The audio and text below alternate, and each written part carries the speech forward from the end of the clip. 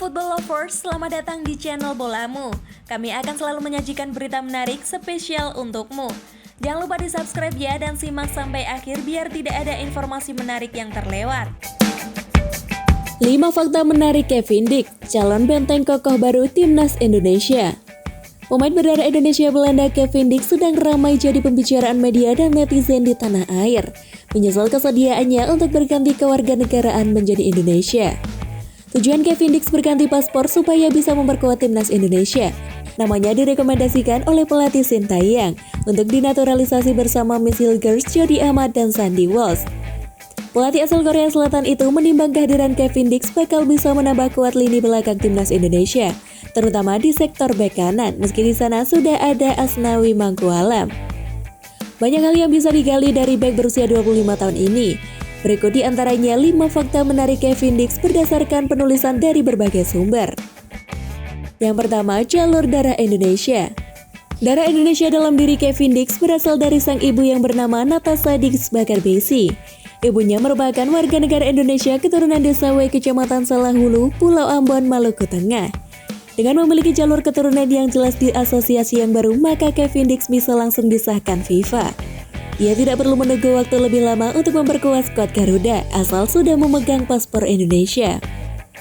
Yang kedua, pemain multiposisi. Kevin Dix bisa dikatakan sebagai pemain serba bisa, sebab pesepak bola yang lahir pada 6 Oktober 1996 di Apeldoorn, Belanda ini mampu bermain di lebih dari satu posisi. Selain beroperasi sebagai bek kanan, ia juga fasih bermain di pos bek kiri dan gelandang bertahan. Alhasil kehadirannya bisa menutupi kelemahan Timnas Indonesia karena kekurangan pemain belakang dengan pengalaman internasional. Yang ketiga, karir klub. Kevin Dix mengawali karir profesionalnya bersama Vitesse Arnhem, klub dari Belanda pada musim 2014 dan bertahan di sana sampai 2016. Setelah itu, ia dilepas ke tim asal Italia Fiorentina. Namun meski kontraknya di Fiorentina sampai 2021, tapi Kevin Dix hanya bermain di sana selama setengah musim. Pada putaran kedua 2016-2017, ia kembali ke Vitesse Arnhem dengan status pinjaman. Pada 2017-2018, Kevin Dix lalu dipinjamkan Fiorentina ke klub Belanda lainnya, yaitu Feyenoord. Kemudian pada musim 2019 dipinjamkan ke tim Italia Empoli.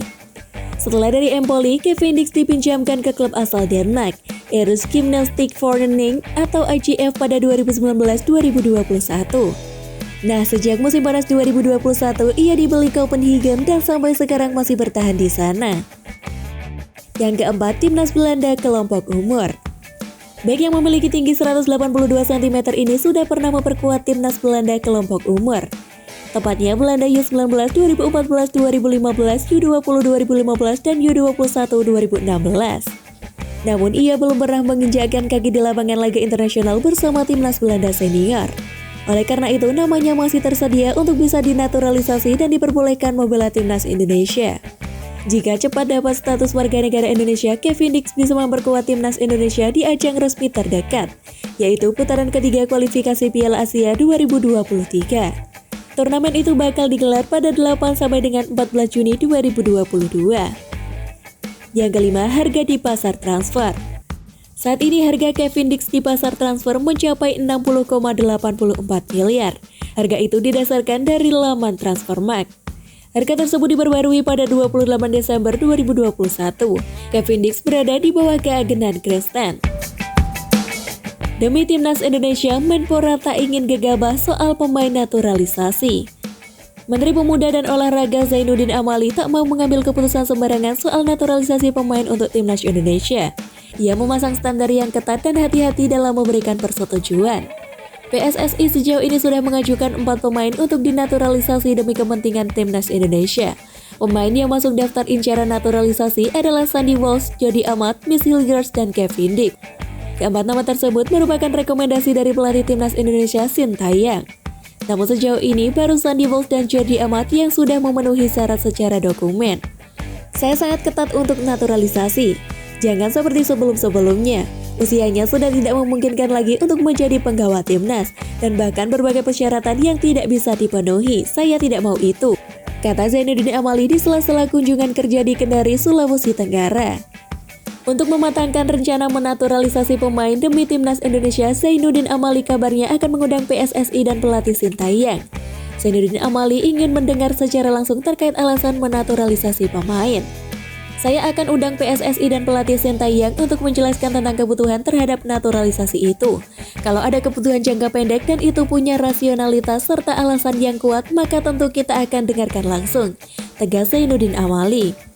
PSSI sejauh ini sudah menaturalisasi 35 pemain, namun hanya sedikit nama yang berhasil menembus dan berguna untuk timnas Indonesia. Adakan pertemuan. PSSI akan bertemu dengan Kementerian Pemuda dan Olahraga atau Kemenpora pada Kamis 10 Februari 2022.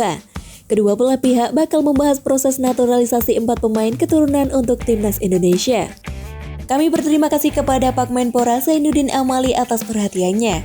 Dengan adanya pertemuan besok, ini menjadi kesempatan bagi PSSI untuk menjelaskan program naturalisasi, kata Sekjen PSSI Yunus Nusi.